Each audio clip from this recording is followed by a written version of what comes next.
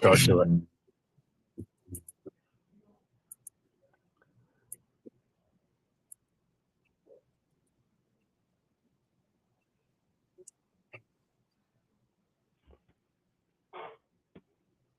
Ready, set, go.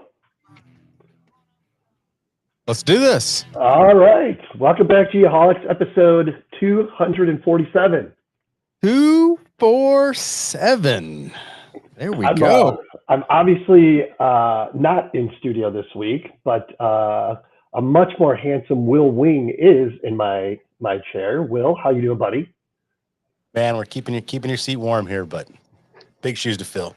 According to producer Sean, it was a little cold in there when he got there. Yeah, I got walked in, and I guess Kent left the AC on super low. It was like thought he was hanging steaks in here or something. It was freezing. I guess after last week, I forgot to turn the AC back up. I'm sure the landlord's going to love that one. Oh, of course. It's been at 72 for the last week. That's awesome. And it's like, what, it's like 87 in Phoenix now? Oh, yeah. It's like we're having like a freaking heat wave in February. Yeah, we almost hit 90 yesterday. Good Spring training weather. Yeah, exactly. Crazy. Good times. Well, you are in the Emlid studio this week, yes, as always, our studio sponsor for 2025. Have you guys heard about Wingtra Ground? It's an all-in-one kit for aerial surveys. It combines all the elements of a ground control setup, GNSS receivers powered by Emlid, checkpoints, and the necessary tools. It automatically connects to the Wingtra tablet, providing step-by-step setup guidance for fast and error-free base and checkpoint setup. It can be used independently for terrestrial surveys, including point collection and stakeout for topography, boundary mapping, construction, and GIS. Find out more, go to emlid.com. On that note, Mr. Sean, what's new with you, buddy? Oh man, what is new? Super busy, getting ready to take the long trip to Hawaii with, taking the show on the road again to the Pacific Rim Geospatial Conference. Mm-hmm. Then my family's coming out, and we're going to stay another week just to hang out, and see the sights. Nice. It's Evelyn's birthday, so. We're going to take her to a luau on her birthday. I think she's going to get a kick out of that. But other than that, Nice. like I think we said last week, I mean, this is the prime time to be in Phoenix, Arizona. I mean, the weather is phenomenal. Everyone's outside. All the spring training baseball just started.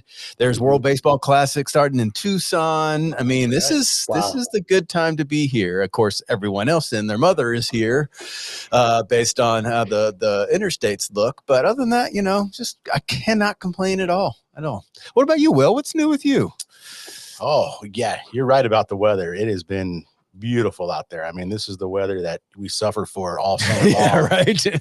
I mean, we were just talking to Monty before we started, and this is survey weather. This is beautiful weather. So, just been busy. Just been driving all over the state. Spent, last week and the beginning of this week down in southern Arizona, which is beautiful, and the rivers run north there. Just so you know, FYI, all the rivers on the southern Arizona border run north. So. You don't go down there, you actually go up there. You do? Interesting. I didn't know that. That's pretty cool. Yep. So anyways, just busy, same stuff, and glad to be here. Happy to help. What about you, KG? What's new with you? Doing a little work travel? Some big stuff happening on your end? There's a lot happening on my end, definitely. In California right now as we speak. Been here for a couple of days, coming back tomorrow. Other than that, just again, busy. You guys will be in Hawaii next week. The week after that, I'll be in Austin for the ASPRS conference.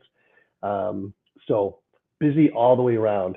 And I want to mention something that I think I sent you guys this in a text. I saw this and it was super cool. There's this competition called Elite Trades. Did you guys see that I sent you? No, I usually ignore your text. Well, that makes perfect sense for a lot of reasons then. But anyways, it is this trades competition, and everyone's gonna be like, oh, surveying's not a trade, blah, blah, blah. But it's like a trades competition for like plumbers and electricians and, just anytime freaking CBS Sports. It's like one of the coolest things I've ever saw. I'm like, could you imagine if we could do something like that for, incorporate, some of the land surveying things into it and get that kind of exposure, that would be pretty amazing. Yeah, usually I don't associate time trials with setting up control and performing quality work, but you never know. I mean, it's got a combo of how close you can get it, with a time. I mean, I guess there's definitely some things like the one I watched. It was for plumbers, and they had to basically have a blank wall, and they had to install a water heater and plumb it and a mud sink or whatever. And they had an hour and a half to do it, and it was, I don't know, it was just something different to watch. You guys know I go down these crazy ass rabbit holes, and this was definitely one of them. The other thing is I came across this on LinkedIn. I'm curious if it'll work for you guys. So it's one of these weird things, it's like take this number minus this number plus this number, and it's going to give you your date of birth. Okay. So I'm curious, or not your date of birth, your year of birth. I'm curious if this works for you guys. So take the number 84, you do it in your head. If it works for everybody, I'm gonna shit. Take the number 84, okay, minus your age, okay, plus 40. Does that give you your birth year? It does me. So I'm just curious. Yes, it does. How is it possible? Yeah. How is it possible? But because you start with a number and. Am I not crazy here? This is doctor. That's not a phenomenon. It's just math. But it works for everybody. Well, yeah, because we're all in the same year. What? No, we're not. Yes. It's a variable. Yeah. I mean, how are you amazed by this? So this is not amazing to you in any way. No. All right, let's move on. All right, next up is SkyScope Song of the Week. SkyScopes is an aerospace company specializing in geospatial and technology solutions for industries such as electric utilities, oil and gas and infrastructure, aviation services, geospatial services, solutions delivery, providing end-to-end workflows encompassing data collection, processing, and delivery tailored to client needs. Visit SkyScopes, that's SKYSKOPES.com. I couldn't hear the song, but what do we got this week?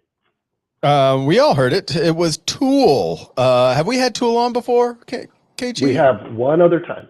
Okay. That was a song called Stink Fist. Tool is an American rock band known for their distinctive sound, complex song structures, and introspective lyrics. The band was formed in 1990 in Los Angeles, California, and consists of the great and awesome Maynard James Keenan on vocals, Adam Jones on guitar, Justin Chancellor on bass, and Danny Carey on drums. Tool has earned a reputation as one of the most influential and innovative rock bands of their generation, pushing the boundaries of their genre and captivating audiences with their unique blend of progressive and alternative rock. Also an Arizona band close to our hearts. If you ever go to Jerome, you can, check out some of the cool stuff and their influence of there in that cool town. So always love having these guys on. And I love our guests that bring them on. Definitely. Absolutely. And now would be a good time for us to plug our Spotify playlist, the Geoholics playlist on Spotify. It's got, I don't know, over 15 hours of an unbelievable mix of music, and it's every song from every single episode in chronological order. So if you're listening, you haven't subscribed to that yet on Spotify, please do. I think you will love it. We you know what? I said Emlid was our studio sponsor. I glossed over that. Sponsor. I glossed over that. I just let that go. You guys are in the Altera studio. Yes, we are. Like always. The Altera studio, sponsored by Altera Central, the authorized premier Trimble dealer for survey, mapping, GIS, forensics, and marine equipment in Texas, Oklahoma, Arizona, and New Mexico. New Mexico's pretty much Will's home away from home these days. Seems like you spend a lot of time over there. They also offer field supplies and can deliver them right to your job site, all backed by a service department, one of the fastest turnarounds in the nation. To find out more, go to alteracentral.com. Good stuff there. Love the guys and gals from Altera Central. Next up, we have the Hexagon Weekly Pro Tip. Hexagon is a global leader in digital reality solutions, combining sensor, software, and autonomous technologies to empower an autonomous future. Their solutions are utilized across various industries, including manufacturing, infrastructure, public sector, and mobility applications to enhance efficiency, productivity, quality, and safety. To find out more, simply go to hexagon.com. What do you got this week, Sean? Oh man, I read this earlier and I was like, yeah, of course this is a Kent special. All right, here we go. A compass, I learned when I was surveying, will point you true north from where you're standing, but it has no advice about the swamps, deserts, and chasms you'll encounter along the way. Oh man. Who do you think that was, Will? All you guys know that was Abraham Lincoln, happened to be a land surveyor and the 16th president of the United States of America. And KG's hero.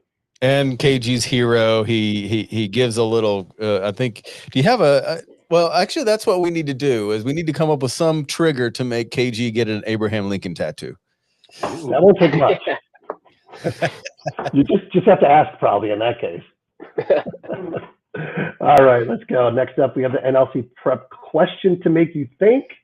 NLC Prep, of course, is for those dedicated to passing their land surveying exams on the first try. To find out more about NLC Prep, go to nlcprep.com. And for you guys and gals that are listening, if you remember, we're going to ask these questions, and then if you will email us the correct answer, we will draw a random name and send that person a $10 Amazon gift card. All right. Here we go. This week's question. Oh, you got this, Sean. Yeah, I got this. All right, here we go. Is this a real question, Ken, or did you make this up? This is a genuine question. Okay. All right. What is a geoid and why is it important in surveying? Is it A, perfectly spherical model of the Earth used for mapping? B, a model of the Earth's shape that accounts for gravitational variations? C, a reference plane for calculating property boundaries? D, a satellite-based positioning system? Or E, a geospatial alien? Interesting. That's a great question. I look forward to the responses for sure. You think you can get that one right, Will? Yeah, I just don't ask. Say the answer. Don't say the answer. I was going to say, don't ask the machine control guys because they don't use one. Yeah, exactly. And of course, if to find out more, go to nlcprep.com for all your test taking, question prep, and like I said, land surveying exams on the first try.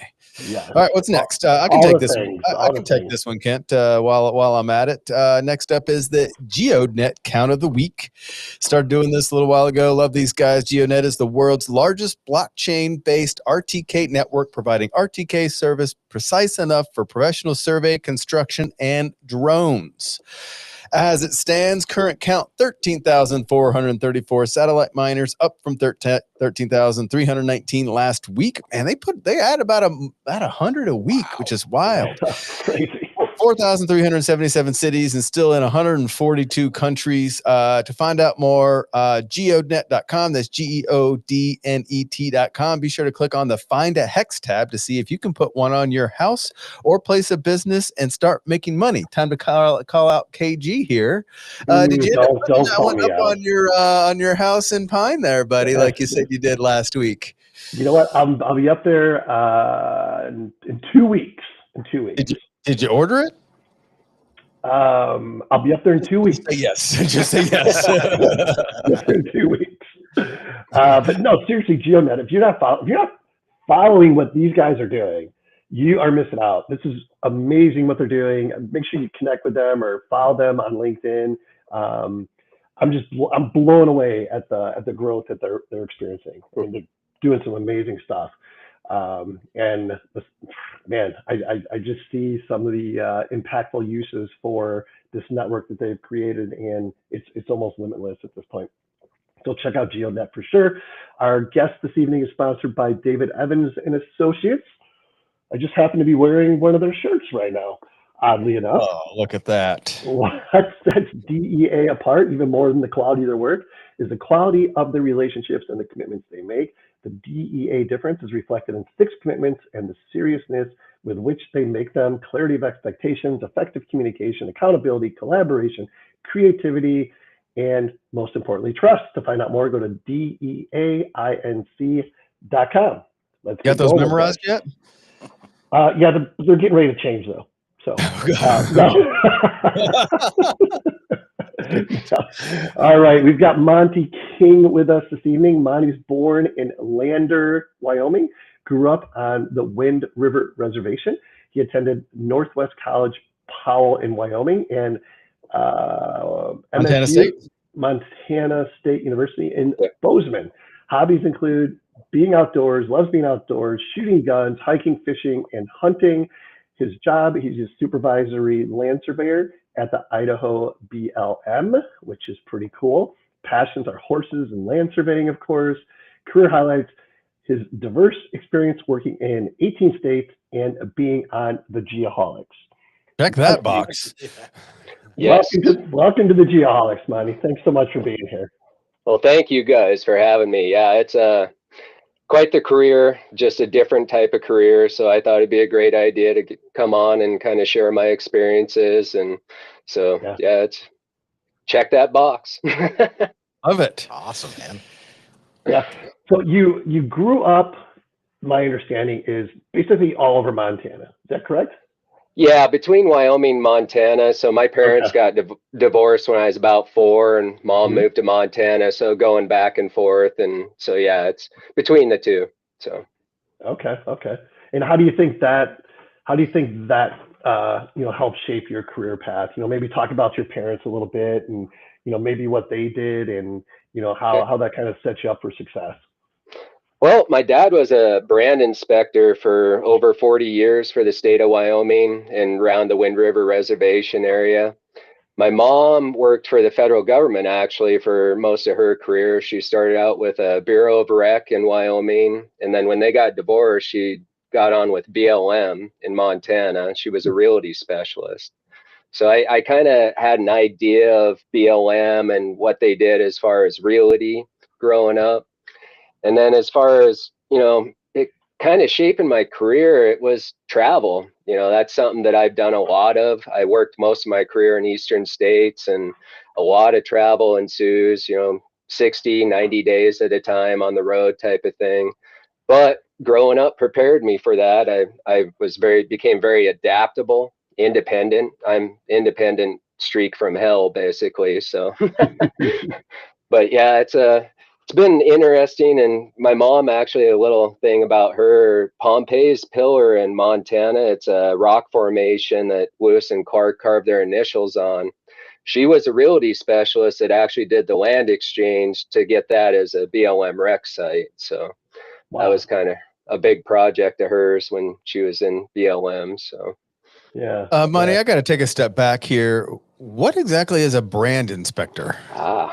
Well, that would be like if you're going to sell cows, horses, it's how to confirm who owns it. They actually investigate cattle rustling, horse thieves and stuff like that. So technically it's an arm of law enforcement for the state. So he'd always go out and inspect horses. If somebody wants to sell a horse to somebody else, he has to do a bill of sale to prove it's that person's to sell. So it's kind of a livestock ownership thing. So okay, all right. I gotta get my cow branded. Shit. Yes. Oh, that's right. Yeah. What's her name? Norma. Norma. That's right. We have a pet cow we found surveying and brought her home, and now full corral and everything. But she's got her own Facebook page now too, right? We're working on it. Yeah. Nice. Yeah, you'll have to get your brand registered with the state first, then you can brand your cow. So okay. I think you have an opportunity to do something cool here. I think we have a brand in mind. I think you do, right? That's great. I think Will, you could you could auction off the brand, right? Like someone can buy the rights to the brand of the cow. Yeah. She's probably going to live longer than all of us.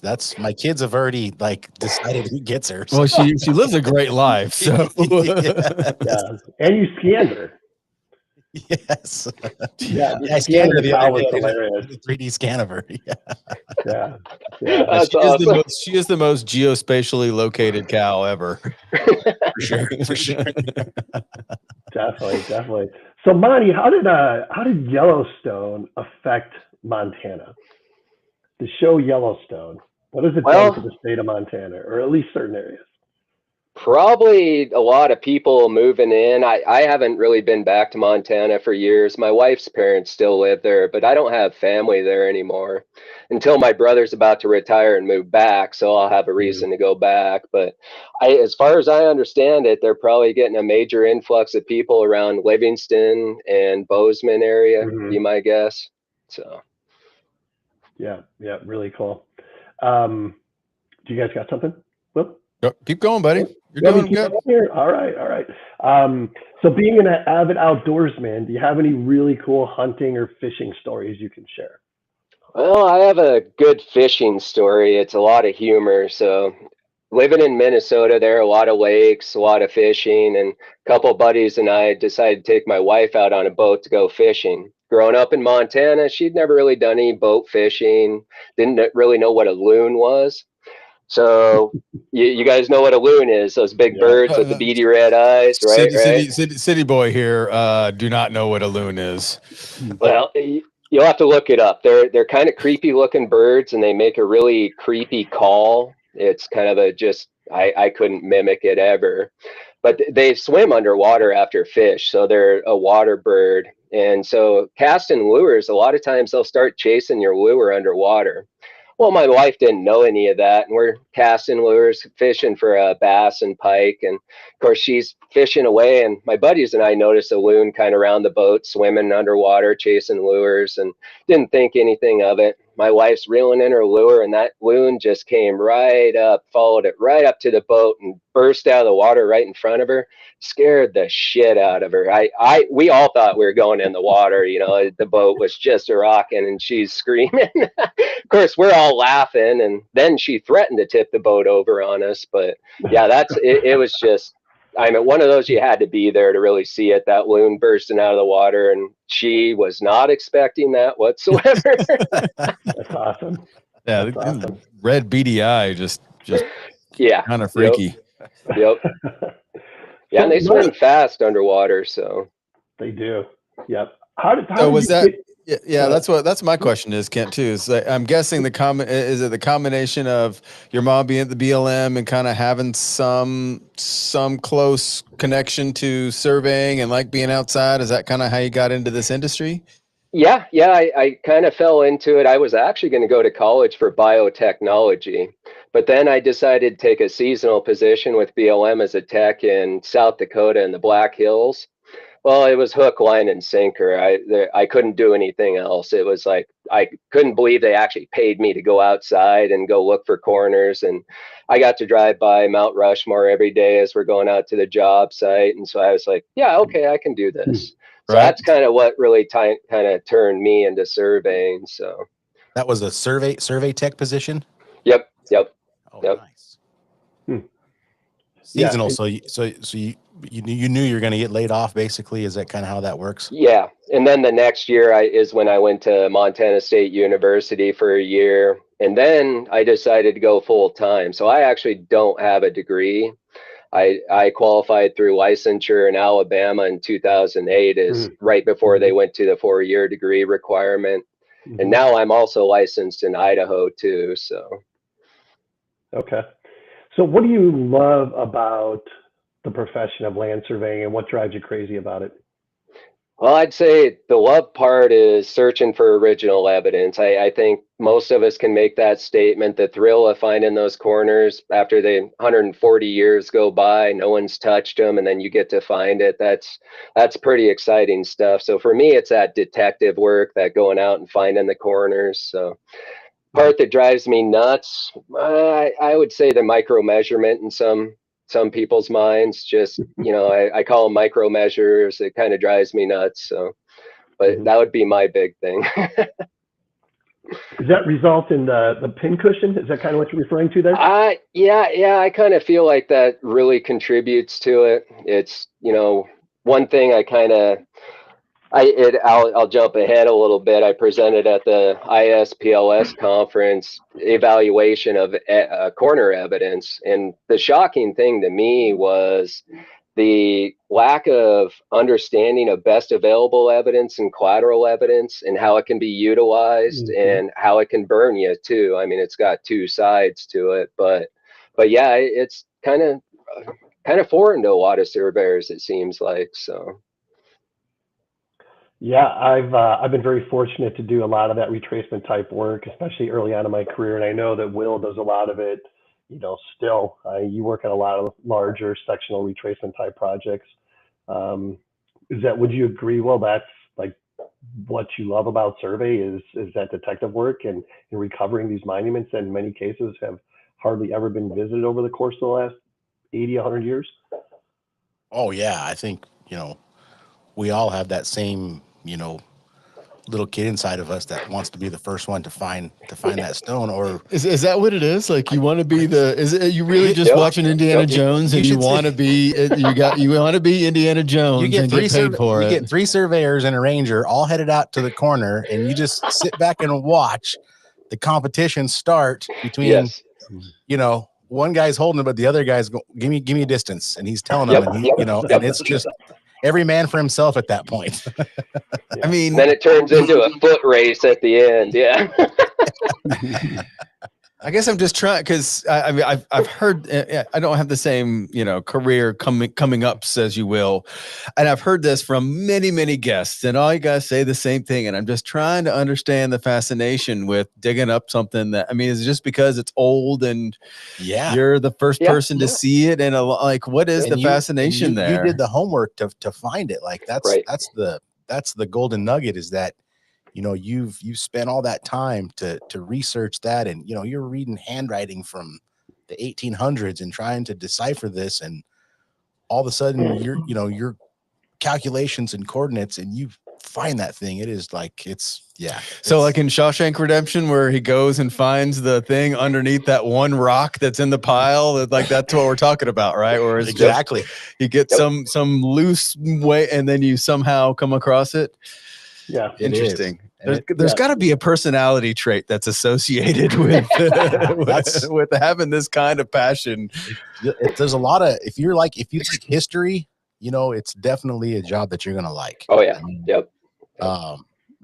We were just talking. Mike Wally's always saying, like a lot of times in the outreach stuff, you're looking at the math kids, but the kids that are into history and I mean that's kind of how I got turned on to it. I thought geology would be cool because we could be out there hiking around looking at rocks, and my geology teacher's like, no, you go talk to the surveyors. There's a whole career out there. You can do this. So I mean, so you've talked to, you guys have all kind of engaged some of we talk about it a lot, get kids into survey and talking to the high school kids and younger, like, do the high school kids like history and do they find this kind of stuff interesting, or do you have to get older and then watch a bunch of, PBS documentaries to really get engaged in the history of the country to get the, the juices flowing? Like, where does that originate from? And I guess I'll open it up to everybody. Where did that come from? Why do you like the detective part of finding something? I think adventure, right? Yeah, there you go. Yep. Problem solving. Man, there's so many different things I think that kind of get the heart pumping a little bit, I know. No, I don't know. That's why I'm asking. Will, you got to get Sean out on a survey sometime when you're going out to look for like an original yellow monument or something. Okay, all right, definitely. All right. Yeah, right. I mean and it's not just stones. I mean, when you read their notes, you're finding, the old whiskey bottle that they just broke and threw it in the hole, with the stone down there, and dig up that old glass, and it just kind of takes you back a little bit. Okay. And a lot of times when you find a monument in that setting, it's usually it looks the same as it did back then. Otherwise it would be, long gone. So I'm sure, Monty, what are some of the coolest monuments that you've found? Oh boy. Well, We got plenty of time. Yeah, dig in. All right. So, yeah, I mean, as far as stones, working out in eastern states, there's very few stones to look for. It's basically all the states east and bordering the Mississippi. So out there, it was all about wood posts, bearing trees, and post sockets. What's left, we called it post mold, post socket. So it's just a hole that's left in the ground after the post rots away. You can prove those up with bearing trees and stuff like that. Out west here, though, in Idaho, it's definitely mostly stones. And so, yeah, I found, see, on the south boundary of White Earth, it was a 1887 resurvey of the 10th standard parallel. The 1860 original survey set wood posts at all the corners. That 1887 came along and perpetuated all the section and quarter corners with stones. And so I ended up finding a quarter corner that was actually double marked. They accidentally marked it as if it were a section corner, realized their mistake, flipped it around so that the 1/4 was to the north. And then so it had the 1/4 on the north side and then the WEIR on the south side, which is what they were marking the section corners. So it's just kind of one of those things. It's like, yeah, they made mistakes too. And they just quickly corrected it, flipped the stone around, properly orientate it, and put 1/4 on the north side and walk away. So yeah, and then wood posts. I do have a whole wood post here I brought along. Oh wow, this one right here. Nice. And of course, awesome. I preserved it and everything. And this one's really interesting because right here, I don't know if you can see it online, but there's a brass tack. It's kind of like right there, right at the end of my finger. That brass tack is, the post was set in 1870 in a tamarack swamp. And the brass tack is from a county surveyor in 1899 that located the corner to build a highway. Wow. And so I actually ended up finding the county surveyor's record in the historical society for the county. And his book was just all of his records. Nobody knew where it was in the courthouse. I knew there was a record somewhere, and I kept asking. They're like, no, we don't know where it is. I went to the historical society and asked them, oh yeah, we have a book from a county surveyor, and brought it out. And they had no idea what they had. But I ended up finding the record that said he found the corner and used it for that highway. And so as far as recovery, I just used aerial imagery, center lines of the highway. I think I had to project it about 1/4 mile because the swamp, the way they had to build the highway and put the curve in. Went out there and we found it probably within half a chain of that just really rough search area. First thing we found, though, was a tamarack stump. Everything was just canary grass when we were out there. You know, all the tamaracks had died off, and probing around, hit that hard wood and kind of dug it out, moved the swamp grass, and you could see the lower blaze. Pulled out record bearing distance and pulled out this post just out of the swamp. It was laid over. Can kind of show you the sharpened end, of course, is gone. It rotted away, and then it just fell over in place is what it did. So yeah, that's cool. That one, and then a few others I found that are whole. I guess wood posts for me are the golden ticket. You know, in my mind, it's like stones, or they don't decay and stuff like that. So a lot of the guys in the upper Midwest, they know what I'm talking about, those swamps and how they preserve it with such cold water. A lot of times there's ice still lower down, about 4 feet down in the swamps in mid-June. So it just stays cold, preserves the wood perfectly. So that's crazy. I noticed you had a tag on that post. What's on that tag? Well, it's actually just tells where it came from. I use this for like presenting, teaching, stuff like that. So that's how I actually have it in the field notes, that I removed the original post and perpetuated it for teaching purposes. So so every time I get a chance, you know, especially young people, they get to touch that wood post and wow, this was, you know, 1870.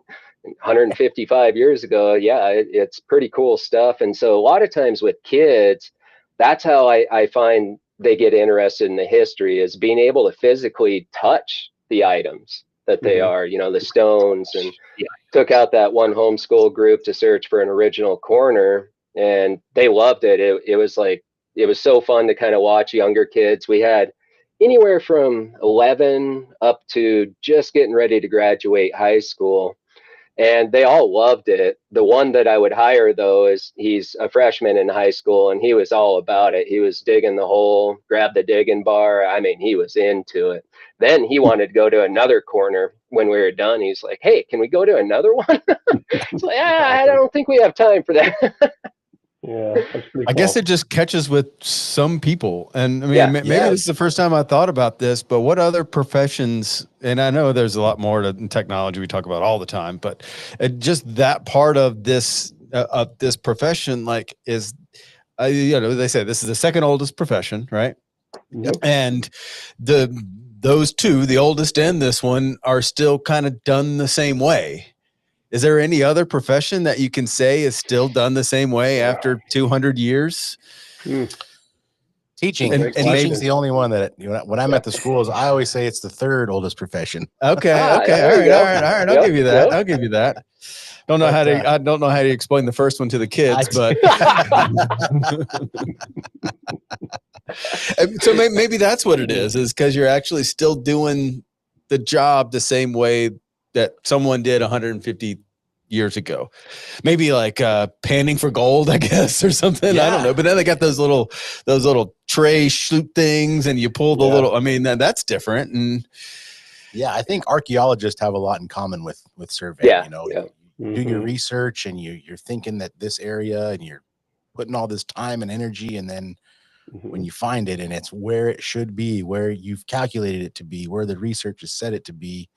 And especially when nobody's found it for maybe 50 or 60 years. I mean, now again, Monty, I'm sure you got to be careful because you could be starting a war. Like, you know, if everybody's accepted, you know, we have an example in Black Canyon City where everybody accepted a witness corner, and subdivisions were built as that being the quarter corner, but it's not, you know. And so it just, you know, like you were saying, Monty was saying that you could also be, you know, building the fire to burn yourself with. So, do you have any stories or samples like that, Monty, where you know, you kind of created the dispute that is still disputed? I mean, BLM, we're pretty good at finding original evidence, and so we a lot of times we'll come in, somebody had proportioned a quarter corner, and you know, like Will said, subdivisions, development happens, we come along and find the original corner. That's the fatal flaw in our whole world, is if you don't find that original corner, you accept best available evidence or proportion. Somebody comes along and finds that original corner, it's not so easy to fix. It's not just simply, just move all the lines. Well, that's impossible. And it's not just as easy as, well, just accept the erroneous, well, it'd be erroneous at that point, the other corner, I should call it. It's kind of a juggle there. And so that's where federal statutes are a little bit different than state. We don't have any of the adverse possession or anything like that to deal with because you can't adversely possess against the feds and stuff. But there's solutions in the private world that can help deal with that. And you got to be just kind of on your toes as a surveyor, know there are solutions out there. So, everything, I used to work for the power company. And so we would have to get easements across BLM property, right? Because you can't own it, right? So you basically are getting an agreement, a license to use it for certain purposes. And, you know, these licenses, I think they're like 50-year or something like that. And so now what we're seeing is that a lot of these old, you know, these major 500, 700 kV power lines that were laid out in the 70s, you know, these guys were traversing and they weren't tying those section corners, you know, a quarter mile, 3/4 a mile away through 4 canyons. They were just projecting it. And so now the technology's gotten better and these permits are lapsing and they're having to reapply. And now all of a sudden we're finding out, oh shit, this line is completely all the way over here because now we're finding those corners and they're original. And so, you know, it's creating a whole nother, I mean, it's creating work, but it's interesting to go back and you can usually tell, like when you see the notes and, you know, there's just this nice dashed line 3/4 of a mile away. When you look at the ortho, there's 15 canyons that are, you know, 300 feet deep. I'm pretty sure they weren't pulling chain all the way over there for a tie. So Yeah, but that's a good point, Interesting. Will. You know, you think about the methods that were used to lay out those original corners, right? And the conditions that these surveyors had to deal with. And when you go back today with the modern technology and measure these locations, you know, in most instances, pretty darn accurate. Yeah. Based on the original, you know, the original notes. And it's mind-boggling to me. It's like, I also think, you know, many times when you find a corner original stone, you look around, you're like, how in the hell did they even get this here? Let alone, you know, measure it. You know, it's like there's just so many challenges that these original surveyors had to overcome. It's humbling, really. Yeah, probably the worst, I guess, mismeasurement I've experienced is tally errors, and that's 5 chain increments.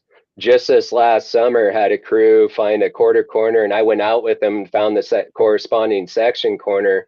They were 10 chains out of where they should have been. Oh, wow. Yeah. So yeah, you can get some of those, you know, if they have a tally error in there, boy, you better look out, because yeah, it's 10 chains is good distance.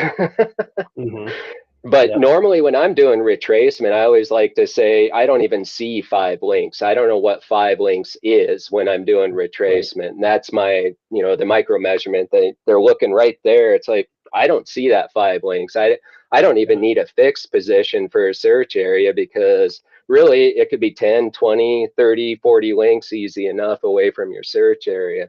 Yeah. So. Yeah. And I think it might be a good opportunity to talk about, you know, like doing retracement survey that's a skill unto itself, right? Yeah. Like you get a lot of these, you know, city surveyors that all they do is like altas and stuff like that and lot surveys and whatnot.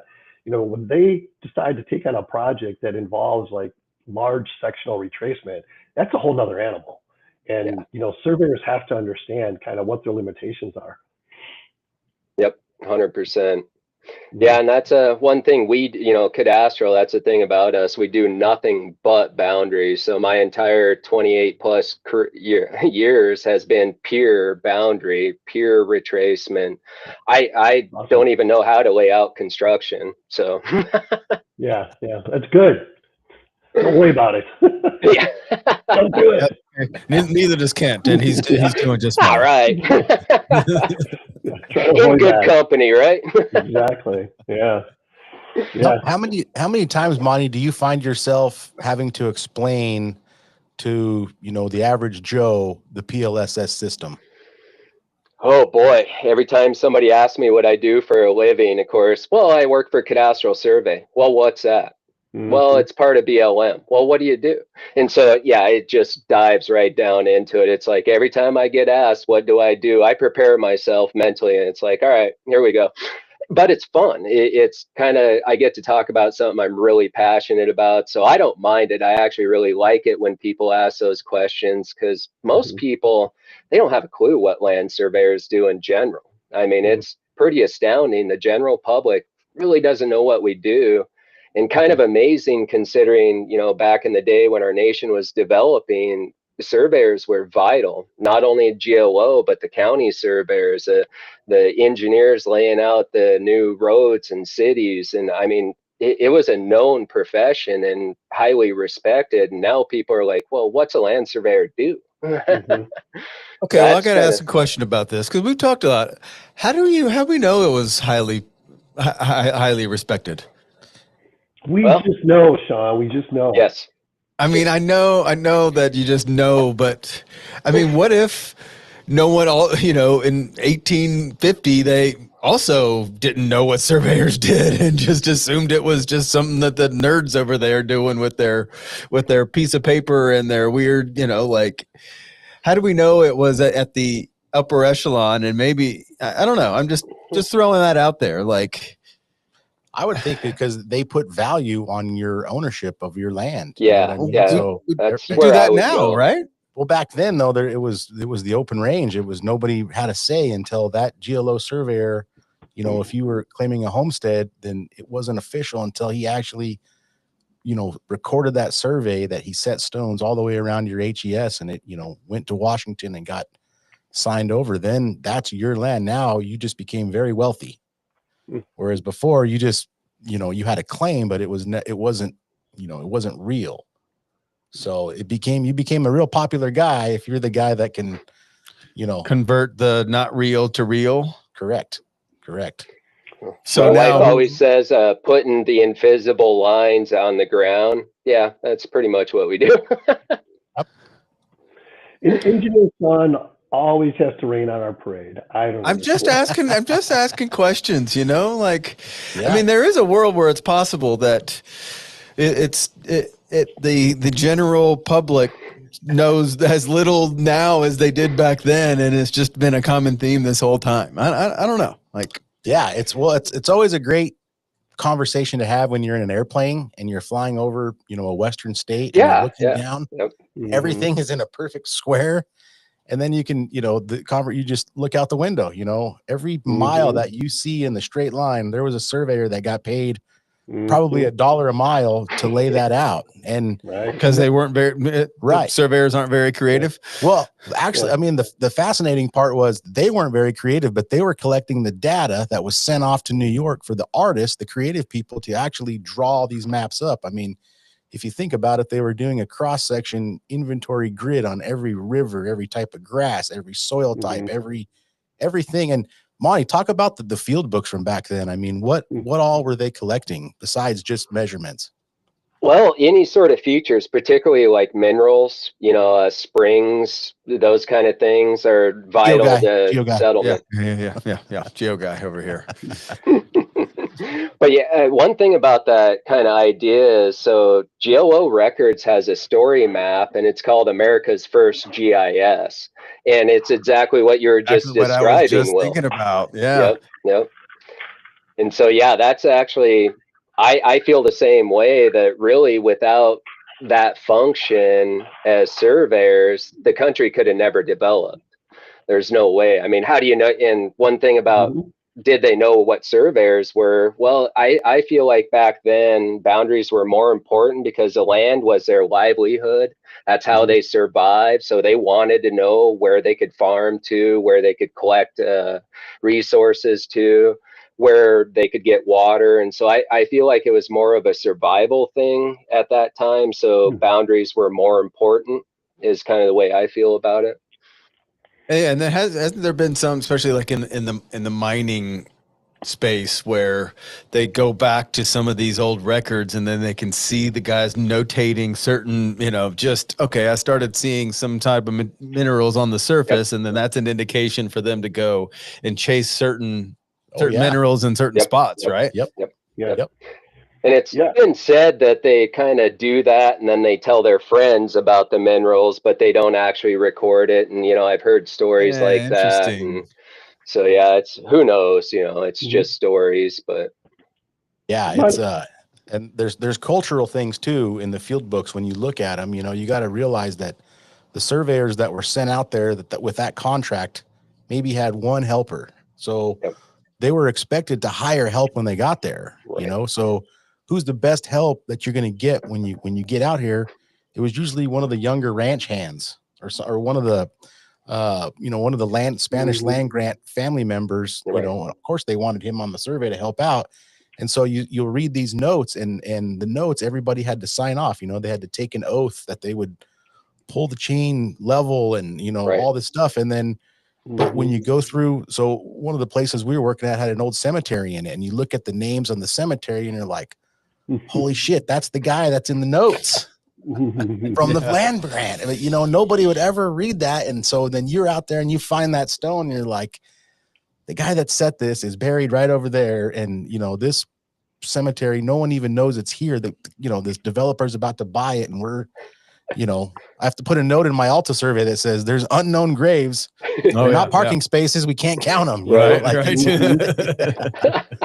But I mean, it takes you back to what they dealt with. And I mean, how important that work was, because that's, they weren't necessarily doing topos, but every time they ascended a mountain or descended, and that was all getting sent to the artists who were drawing these mountain ranges, that we now know, and rivers and, mining. I mean, all different kinds of things that really shaped the way that, our states are all carved out. So you mentioned the ascend and descend thing and those original field notes, and I've been asked this question before. At the end of the corner description, a lot of times you'll see like a little tiny -100 or +150. That's the elevation either below or above the last corner. And so in retracement, you can actually kind of utilize that to get in the right search area if you're not, your comps are kind of not making sense. And you can kind of, I wouldn't say I would reestablish a corner utilizing that for sure, but you can definitely use it in your retracement to help evaluate other evidence. Yeah, definitely. The topo calls are huge. You're looking in their notes, and 15 chains, they crossed a wash bearing northwest, 13 links wide. Well, that's the last call, and you can't find the corner, so you're going back looking for that wash. And now we've got OnX and Google Earth and everything else, and you're going, well, they had to have been right here. It's so you're putting these pieces together, trying to find this stuff, and it's helpful. And that's a detective, and one part about the thrill of finding original evidence, Will touched on it. I think it's the adventure.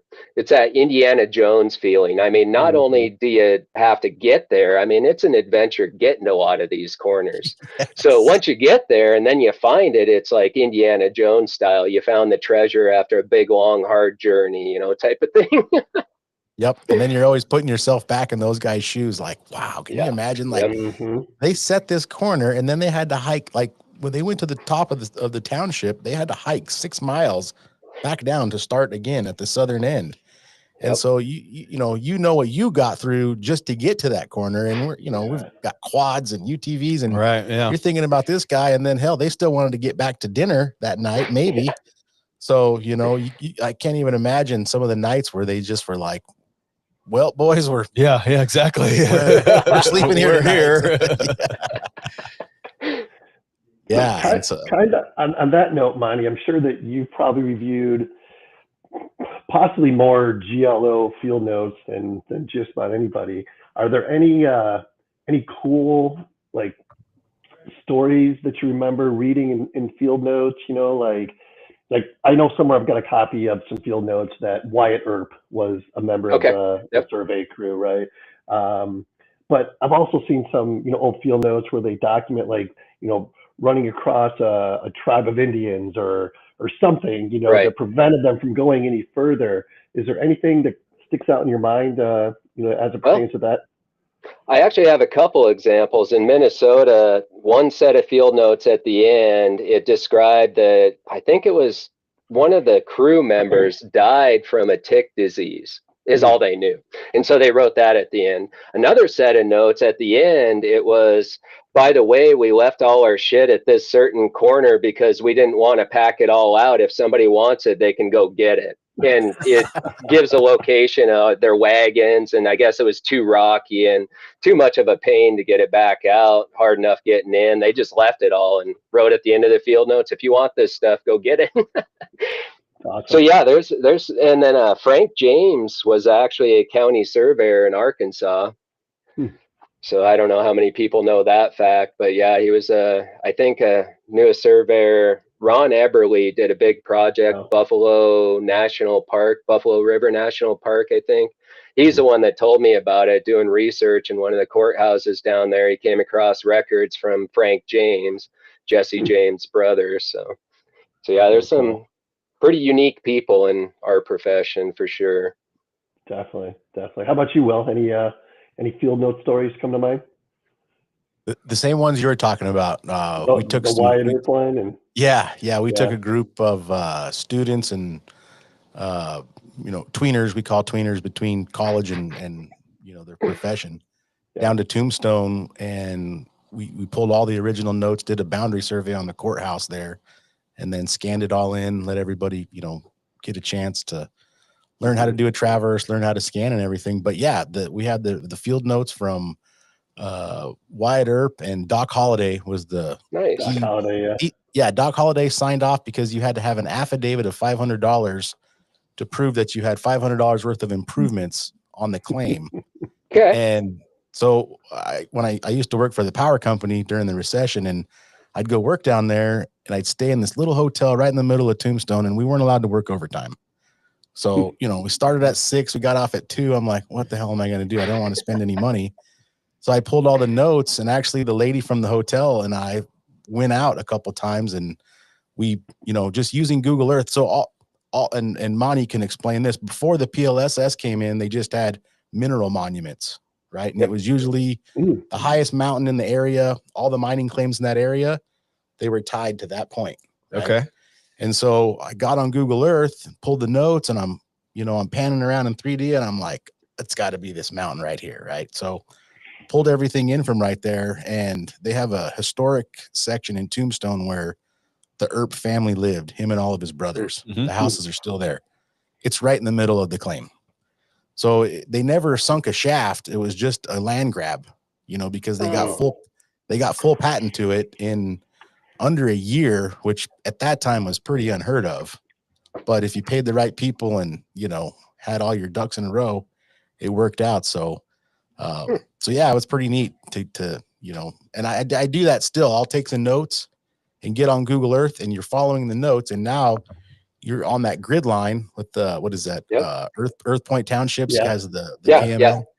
And you can follow the lines, and then, you know, because when they crossed a mine, they would put it in the notes. There's a mine, you know, whatever, 4 chains northeast, and they give a bearing to it. And if there was a name or if there was somebody's house, they'd tie their house. So you can go back in those areas now and look, you know, as long as there's not any development, and sure as shit, you see all the tailings from the mine, or you can see the old remnants from where the house used to be. And so anyways, that's kind of, if we go off-roading, we go off-roading to go look for something, not just to go off-roading. So there you go. My wife comes in the kid, or, you know, in the living room, and I'm on my laptop, and 2 a.m. she's like, what are you looking at? You know, and I'm like, check this out. There's a mine over here. She's like, oh, okay, you're good. See you later. Tell her you're looking at survey porn next time. Survey porn. So Monty, I know like mentoring is a big thing for you, and I have to believe that you've had a really good mentor or two in your career. I'd love to give you an opportunity, maybe mention, you know, who your mentors were and just the importance in general about mentoring the next generation. Okay, yeah, my big influence and the one that really set my trajectory in my career is Corky Rodine, and he's retired from the Eastern States now, and he's actually planning on doing a retracement camp, we call them, in Florida with the state DNR. Hopefully they get that off the ground, but it's kind of where everybody, private guys, surveyors, students can come and kind of learn some retracement skills. But yeah, Corky was really huge for me because without a degree, I wasn't really going to go anywhere. And, you know, I love surveying, and I was working under him in Minnesota, and he asked me if I ever thought about getting licensed. And I was like, well, you know, I've thought about it, but, you know, I have a family, young baby kid, and that kind of thing. I was like, yeah, I don't know, you know. And so he was like, well, you could go to Wisconsin and take the tests there. And I was like, yeah, I couldn't afford it.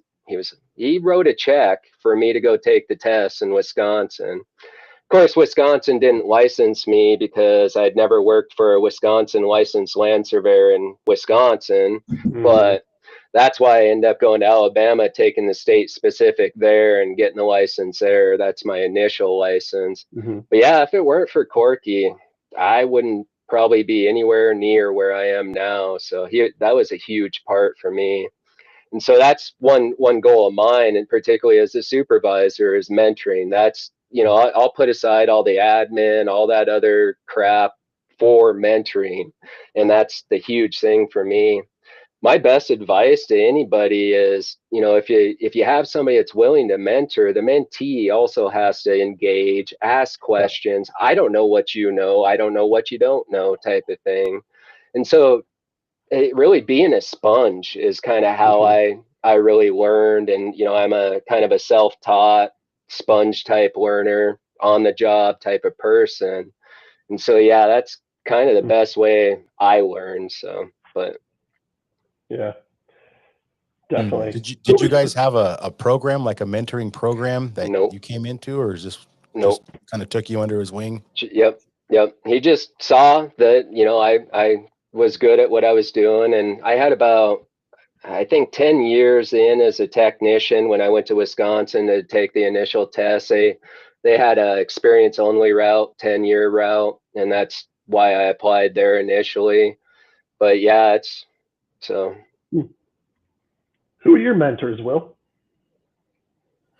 Oh, Keith Wesley was one of my, first party chiefs that same thing, I was like one of those guys, he didn't have a surveying degree, but he could do anything. And, just kind of had that get her done attitude, and no excuses, get it done and really be accountable, right? Like if he said something, they knew he was going to get it done or be very vocal about why he couldn't. So yeah. Same thing. But we did have a program though. When I first, I got on at RBF Consulting and they had a mentorship program, but they kind of catered it as they didn't want somebody in your own circle. So they would pick somebody else, but they would find something like if you're in outdoors, they would find somebody that, I was in racing. So they had me paired up with a guy named Dennis. He was actually a pit crew for Mickey Thompson, the Baja 1000 back in the day. Right. So I'm like, yeah, I love this guy, That's awesome. But it was more of like, just, you're brand new here. This is going to be like 10 pounds of shit in a 5-pound bag. Don't worry about it. Kind of a deal where, I think it would have been more beneficial to have somebody that was doing what I was doing, right. In a formal way to mentor you. But there's always, you kind of got to be lucky to find a guy like that, that'll take you under his wing and, so I admit I've had a privileged career. I mean, starting with, being mentored by Corky, but just the projects I've been able to work on and just fell into a lot of the stuff. It's definitely a privileged career. And that's why I really try to share the experiences and any knowledge I have. I try to basically brain dump on the field staff. They're definitely drinking from a fire hose a lot of times. But at the same time, I love going in the field with them, and so I'll dig holes with them. I still do it all, and so I think they definitely appreciate it. But and you guys do a good job of talking about the rosy side of this profession, and it just sounds like every single job is just so much fun and cool. And I know this, that there's probably, you're that's about just jealous, Sean. You're just jealous. I know, super jealous. But my question is that what it takes to get passionate about this career, is to happen to be on some really cool projects or happen to be exposed to a really good mentor? Is that really what hooked you, or do you think you were just kind of predestined to grab it? Like Monte said originally, like at some point he realized, I can't believe they're paying me for this, and then it probably didn't matter what you did, you were just going to do it anyway. Like, what do you guys think about that? I mean, all of you have had a very interesting career and a lot of opportunity that really, Kent's talked about it. He got the opportunity to go out and do all the crazy stuff in Illinois, and that really grabbed him into the business. And it sounds like Monte did the same thing. Is, as a mentor, all you guys are now mentors, do you have to provide a really cool project to hook the kids, or do you have to provide an opportunity to hook the kids? I think you got to have an opportunity. You got to show them something cool, and they got to be able to touch it, see it, feel it. You know what I mean? Like, and Monty, it's kind of like the same thing with hunting. If you've ever been hunting, when you were a kid and you went with your dad and you froze your ass off, you didn't see anything. You never killed anything. You're like, this sucks, right? But when you go with someone that, knows what they're doing and does it right, the right time of year, and you're successful, you're like, that was awesome. Well, it's just like fishing, right? Like if you just go and drop something in there and just sit there and stare at it for 8 hours and nothing happens. It's not fun. I don't want to do that. It's not always fun while you're doing it, but at the end, when you get done, you're like, that was awesome. That was fun. That was cool.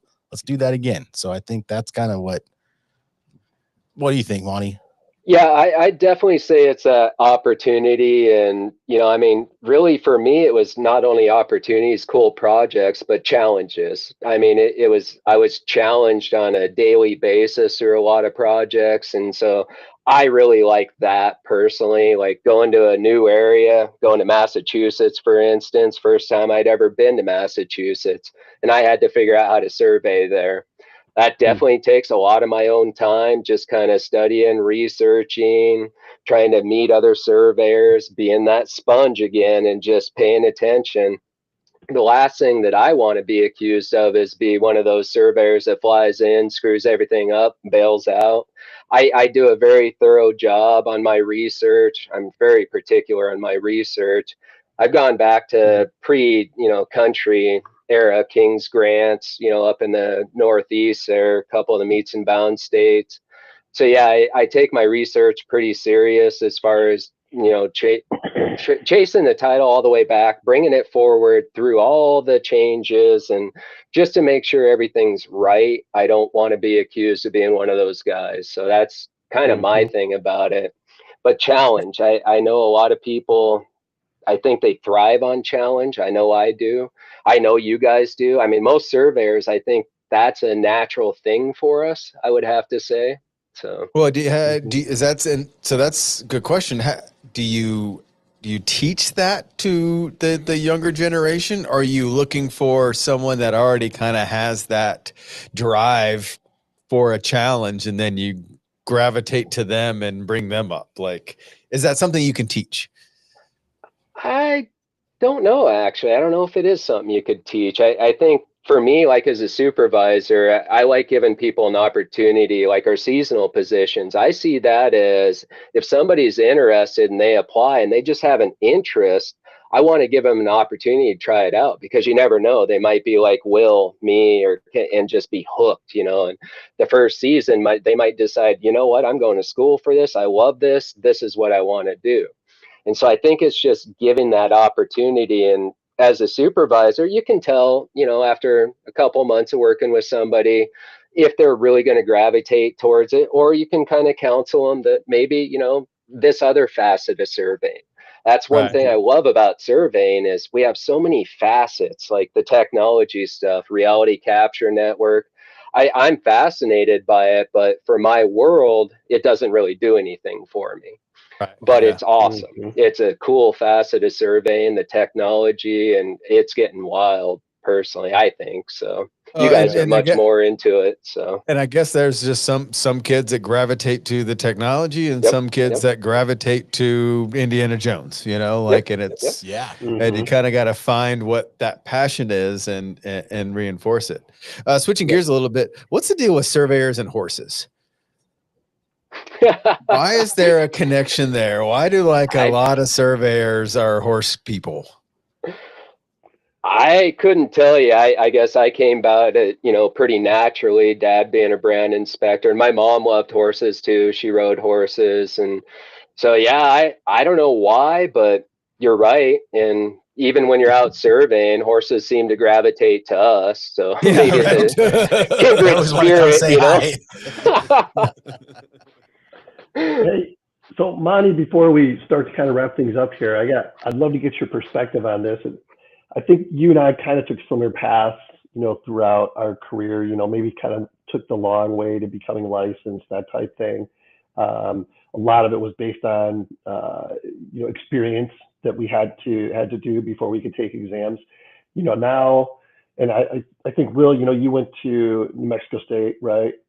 And you got your degree in surveying, right? 4-year degree, right? Yep. Yeah. Okay. Yep. So now, there's some states that require a 4-year degree now. There's some states that require a 2-year plus experience. Arizona doesn't require a degree whatsoever to become licensed. It's all experience based. I'm curious, what's your take on the perfect mix? Do you think it should be a 4-year requirement? Do you think it should be a combination of education and experience? What in your mind does that look like if you could kind of stamp it in stone, like this is how it should be? Peer experience was great, but I do agree that a little education is a great basis. But really, I am one of those, particularly retracement is really on the job. Everything I know, all the staff I supervise all have 4-year degrees, and they've told me about what they've kind of learned in school. And they've all made the statement that they have learned more from on the job and me than they learned in school about specific retracement. But they have better background in, say, AutoCAD than me. I can get through AutoCAD, but I definitely don't know it like those guys. I mean, they're typing commands and I'm like, wow, okay. And, I'm clicking the mouse buttons. I definitely can see the advantage for some sort of education. So I'm kind of a mixed person, but I do think also that options should be allowed. I mean, some people like myself and we experience only. There are people in the world that can do that. They're kind of self-learners, self-taught, they're driven, they love just the outdoor work and they're sponges. So it works for them. Then there's the ones that, 2 years and then experience, they should be able to roll on. Some of them, the 4 years and maybe working the seasons in between would be the perfect combination for them. So I'm kind of depends on the individual and what works best for them kind of person. So. Yeah, I like that. I like what you said there. Like there should be options given, because, the 4-year route's not for everybody. The experience route isn't for everybody. I think these states should, have a little bit more leeway in some cases to allow people different paths to licensure. So you have a couple funny stories that I want to give you an opportunity to talk about. This one, in the bio you provided. Tell us about the Marlboro Man's pit bull. What's going on with that one? All right, so the Marlboro Man, the original Marlboro Man, Daryl Winfield, he lived in Riverton, Wyoming, which is on Wind River Res, where my dad lived and stuff. He raised horses. So my dad, being a brand inspector, was constantly going over and inspecting horses for Winfield, selling them off and stuff like that. So I'd always go with him. Well, one of these times I went and he had an ornery old pit bull. He had one eye, just kind of an interesting dog. And of course, while my dad and Daryl were bullshitting and, they were buddies. So they were drinking coffee, smoking cigarettes, all that. And of course, me being a kid, I was about 5, I think, playing with that dog. I apparently fell in love with the dog. And so after a little bit, Daryl comes over to me and my dad and I are getting ready to leave. And Daryl looks at me and he's like, well, you like that dog? I was like, yeah, oh yeah, I like the dog. He's like, do you want that dog? Oh yeah, sure. He's like, well, what do you got to trade for it? And of course I was typical kid. I love collecting rocks. So I had 2 pockets full of rocks and my dad said I pulled those out and just held them out to him like that. And he's like, oh, well, that's a good trade. Of course, my dad, that was a WTF moment. Like, what the fuck just happened? And Dad let me keep him, took him home. Best dog in the world. He was awesome. I could sleep on him like a pillow watching TV. And of course, friends of my dad didn't really like him because they'd pull in the driveway. We lived out in the country and they'd go to get out of their car and that dog would come over and he'd sit down and just start grumbling. They'd close their car door and he'd just stop and just finally my dad would have to come out and yell at the dog to leave him alone, let him out of their car so they could come in the house. But it's because us kids were out in the yard, he was guarding us, by God. Oh yeah. Awesome. I love pit bulls for that very reason. Like they will kill a man for a 5-year-old. Oh yeah. As soon as that 5-year-old says it's okay, that it's okay. They get a bad rap, but man, those are some of the best dogs. And the fact you got them for whatever rocks were in your pocket is amazing. And the real Marlboro man. Yeah. And I mean, I have yet to hear a bad story about the Marlboro Man. Like this guy seems amazing. Really cool guy. Yeah. That's funny. And one other thing I know you're passionate about, and I want to give you an opportunity to talk on, is tobacco harm reduction. I know there's a history in your family with that. So what message would you like to share about safer nicotine alternatives? Well, I'm an ex-smoker. I smoked about 27 years and I quit with vaping and I still continue to vape. I like nicotine. It's not the problem really. My dad just passed away February 10th of smoking related disease, COPD, and he was in hospice for a while. It was pretty miserable the last few years. My advice is smoking cigarettes. Yeah, if you want to continue using nicotine, there are options. There's the pouches, there's vaping. I mean, if you want to try quitting with patches and gum, you know, however you do it, just find an alternative. If you want to quit, quit. If you like nicotine, find something that's a little less harmful. It's that harm reduction aspect. If you can replace a harmful product with something less harmful, you should probably do it. So, and I like that message. I mean, that's more of a realistic message to people, other than it's like telling a teenager not to have sex. Like, it's not going to work. find a safer way to do what they're probably going to do anyway. And I really respect that. So I appreciate you sharing. Awesome. Thank you. I saw my buddies. We had a Super Bowl party, and one of my buddies' wife threw a doubles in pack upper decker. Oh, geez. I was like, wow. Yeah. She's like, I haven't smoked in 2 weeks. I'm like, well, all right. Yeah. I think you should start calling those things nicotine condoms. There you go. It really is. What else, Will? What else will you want to get out there? Anything else you want to ask Monte here? No, I mean, he's everything that I wanted to know about BLM surveying from back in the day. It's, you know, we've had you front row seat, so appreciate it. Thanks for the stories. Yeah, no problem. Yeah. KG, what else you got over there? I'm good. We covered a lot. You know, it's challenging doing these remote. You know, it's so I appreciate you guys in the studio kind of you know we're having a lot of fun, and you've got straight FOMO right now because I absolutely do. It doesn't happen very often that I can't be there, but I appreciate you guys manning the ship, as one might say. You know, when you're a big important guy, you got to travel around. You know, I get it. All right, Monte, anything else you want to get out before we ask you I got to ask one last question, but before that, anything else you want to get out as far as message wise? Anything we didn't touch on? No, I can't think anything off the top of my head. So. All right. Well, we asked the same question to everybody last of the show. Do you have a mantra that you live by? Well, I do, but I have a new one, you know, with current goings on stuff. So keep your head low. Make land surveying great again. I mean, right. I mean, normally it's a happy surveying is what I like to say. And I picked that up from an old guy in the DC surveyor's office. He was a character, and, you know, if you didn't approach him correctly, he'd basically kick you out of the office and make you come back for your research.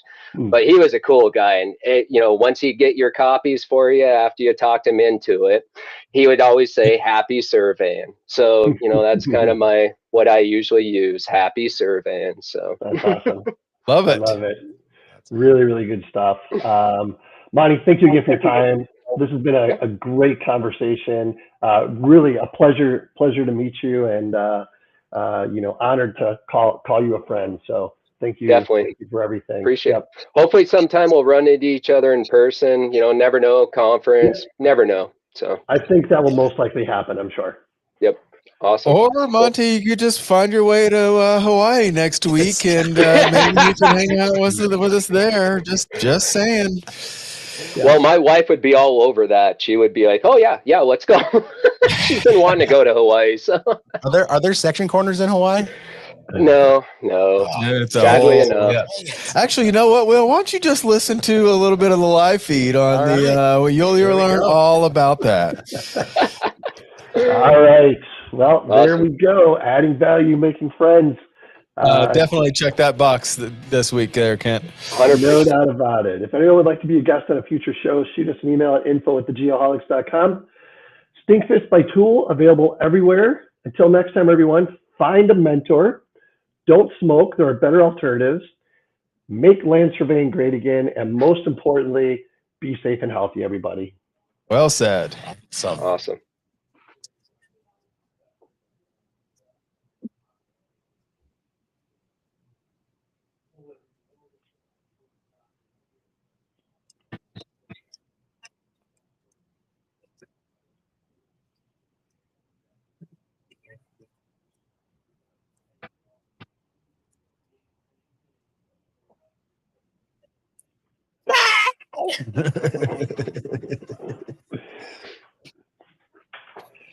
Well done, team. Yeah. Well done. Awesome.